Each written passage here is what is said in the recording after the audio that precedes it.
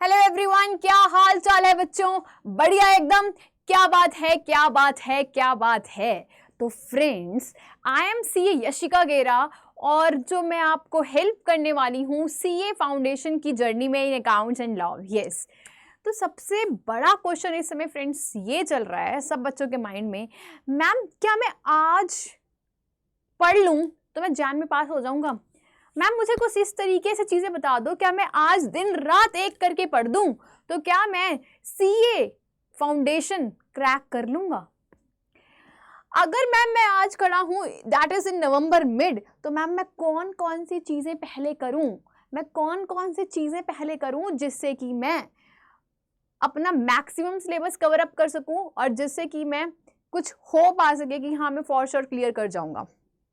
देखो बेटा, अभी हमारे पास हम जैन नवंबर मिड में खड़े हैं और जैन मिड में हमारे एग्जाम्स हैं। Still you have 2 months now. अभी भी आपके पास 2 months है। मैं बोलूं अभी भी हमारे पास 60 days हैं। ठीक है, तो जो ऐसे बच्चे हैं कि जिनको लग रहा है कि अब तो कुछ भी नहीं होने वाला, ऐसा बिल्कुल भी नहीं है, ऐसा बिल्कुल भी नहीं है। बिकॉज यू नेवर नो कि इंस्टीट्यूट कब आसान पेपर ला दे और आपके लिए चीज़ों को क्रैक करना बहुत ही आसान हो जाए। आप समझ रहे हो बात? आप समझ रहे हो? तो फ्रेंड्स इसीलिए मैं आपको कुछ टॉपिक्स बता रही हूँ जहाँ से आपको स्टार्ट करना चाहिए और वो आपका हेल्पफुल होगा इस 60 डेज़ की जर्नी को, इस 60 डेज़ की जर्नी को बच्चों हेल्पफुल बनाने के लिए। ठीक है, इस 60 डेज़ की जर्नी में हमें करना क्या है? इस 60 डेज़ की जर्नी में बेटा करना क्या है हमारे को? आ जाओ, मैं बात करती हूँ अकाउंट सब्जेक्ट की। ठीक है, मैं बात करती हूँ बच्चे अकाउंट सब्जेक्ट की। आप सबसे पहले इसमें टॉपिक्स लिखते चले जाओ फटाफट से। आपको सबसे पहले इसमें जर्नल उठाना है। ठीक है, नेक्स्ट आपको रेक्टिफिकेशन ऑफ एरर्स चैप्टर करना है। आप ये करते चलो बिकॉज ये इंपॉर्टेंट है, ऑफ कोर्स करने हैं। ठीक है, और शिद्दत के साथ करने हैं साहब। कैसे करने हैं? शिद्दत के साथ करने हैं। ठीक है, तो जर्नल कर लो, रेक्टिफिकेशन ऑफ एरर्स कर लो बच्चों, बीआरएस उठाओ, इन्वेंट्रीज उठाओ। छोटे छोटे चैप्टर्स हैं, इस आसान है, कॉन्फिडेंस भी बिल्डअप होगा। ठीक है, BRS, inventories, depreciation, bills of exchange. जी हाँ, ये सब तो फटाफट से कर डालो विद इन 7 to 10 डेज के ब्रैकेट में। ठीक है, विद इन 7 to 10 डेज के ब्रैकेट में फटाफट से इसको रैप अप कर दो 7 to 10 डेज में। फिर मैं नेक्स्ट बता रही हूँ आपको उसके बाद क्या करना है। आपको उसके बाद उठाओ पार्टनरशिप, शिद्दत से करना। ठीक है, कंपनी से अकाउंट्स उठा लीजिए, इंपॉर्टेंट है। फिर आप उठा सकते हो एनपीओ, इनकम्प्लीट रिकॉर्ड्स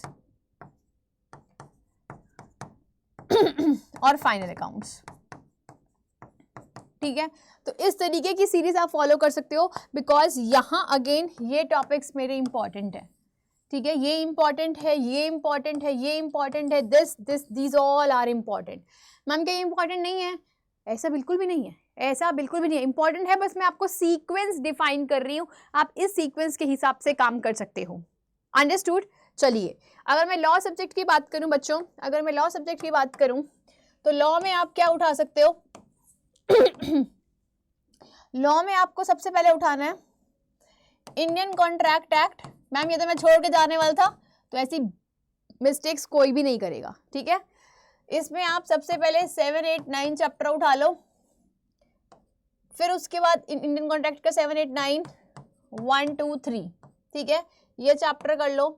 फिर आप उठा लो सोगा, उठा लो सेल्स ऑफ गुड्स एक्ट में, इसके तो अगेन 1, 2, 3 तीनों चैप्टर्स, तीनों यूनिट्स ही करनी है। फिर आप उठा लो इंडियन रेगुलेटरी फ्रेमवर्क। ठीक है, यहाँ से पक्का क्वेश्चन आता है, तो इंडियन रेगुलेटरी फ्रेमवर्क ये उठा लीजिए। इसके साथ आप एलएलपी भी उठा सकते हो। ठीक है, Indian regulatory framework chapter with LLP. ठीक है मैम, ठीक है। उसके बाद बेटा आप उठा सकते हो कंपनीज अकाउंट्स उठाओ, नेगोशिएबल उठाओ। ठीक है, कंपनीज कर लो, नेगोशिएबल कर लो। उसके बाद मेरा रह जाएगा पार्टनरशिप।